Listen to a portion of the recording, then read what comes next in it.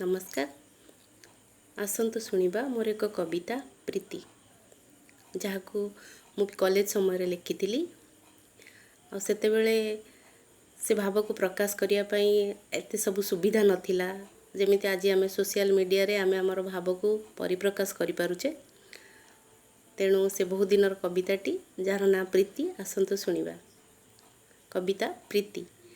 कही तो नथिली केबे मोते भल पाइबाकू, कही तो नथिली केबे मोते भल पाइबाकू, चाहि मु नथिली केबे तुम स्वप्न देखिबाकू। कही तो नथिली केबे मोते भल पाइबाकू, चाहि मु नथिली केबे तुम स्वप्न देखिबाकू। तुम प्रीति जीतीगला कहीगला हारिबाकू, तुम प्रीति जीतीगला कहीगला हारिबाकू, तुमे किंतु भूलीगल मो भल पाइबाकू।